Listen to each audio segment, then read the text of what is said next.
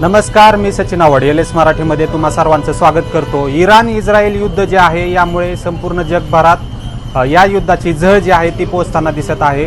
आपल्याकडे देखील मोठ्या प्रमाणावरती गॅसचे दर जे आहेत ते वाढलेले आहेत आणि या दरवाढीचा फटका जो आहे तो व्यावसायिकांना मोठ्या प्रमाणावर बसत असल्याचं चित्र जे आहे ते दिसतंय। आता आपण दौंडमधील एक चहा विक्रेते आहेत प्रमोद कुरुंद यांच्याकडून जाणून घेणार आहोत की नेमका कशा रीतीने गॅस दरवाढीचा फटका त्यांना बसतोय, काय सांगा।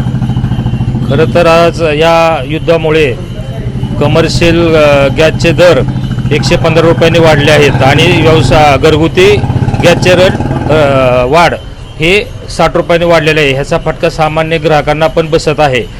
जर हे रेट असे दर वाढले तर ह्याच्यामुळं चहाची दर वाढ करावी लागेल आणि ह्याचा फटका हा ग्राहकांना बसणार आहे।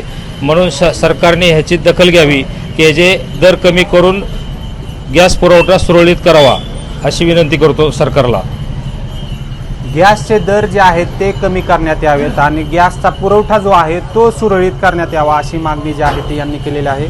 सध्या तुमच्याकडे गॅसचा पुरवठा सुरळीत होतोय का, काय सांगा। नाही होत। ह्या युद्धामुळे आता आम्ही चौकशी केली, गॅस पुरवठा परिषदेत गेलो असता त्यांनी सांगितलं की गॅसच्या गाड्या अजून चाकण प्लांटवरतीच रांगेला उभा आहेत, अजून गॅस सुरळीत झालेला नाही।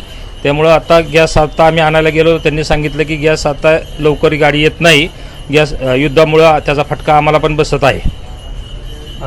व्यावसायिक सिलेंडरचा पुरवठा जो आहे तो सध्या सुरळीत नसल्याचं या व्यावसायिकांनी सांगितलेलं आहे। आता आपण या चहाच्याच दुकानामध्ये आहोत आणि अनेक ग्रामस्थ देखील या ठिकाणी चहा पिण्यासाठी आलेले आहेत। आपण त्यांच्याकडूनच जाणून घेणार आहोत की नेमकी काय परिस्थिती आहे, काय वाटतं। सध्या घरगुती गॅस सिलेंडरचे दर देखील वाढलेले आहेत आणि व्यावसायिक वापराच्या सिलेंडरचे दर देखील वाढलेले आहेत। यावर काय तुमचं प्रतिक्रिया काय आहे? अचानकच ही जी गॅसची दरवाढ झाली, घरगुती गॅससाठी 60 रुपयाची अचानक वाढ झाली, व्यावसायिकांसाठी 150 रुपयाची जवळपास वाढ झाली आणि हे वाढ होत असताना हा गॅस आता वेळेवरती मिळत नाही। म्हणजे एकीकडं दरवाढ झाली आणि तोही वेळेवर मिळत नाही, त्यामुळं ग्रामीण भागातील व्यावसायिकांचं खूप मोठं नुकसान झालं आहे। घरगुती गॅस वेळेत मिळत नसल्यामुळं त्या महिलांना अलीकडं म्हणजे त्याच्यावरती स्वयंपाक बनवणं वगैरे त्रास होतो आहे आणि पर्यायानं एकतर सरकारनं आता लाकूड जळायला बंदी केली आणि जर हा गॅस वेळेवर मिळत नसेल तर लाकूड तोड हा पर्याय शेतकऱ्यांपुढं, इथल्या ग्राहकांपुढं, सगळ्यांपुढं उभा राहणार आहे आणि त्यामुळं पर्यावरणाची हानी होणार आहे।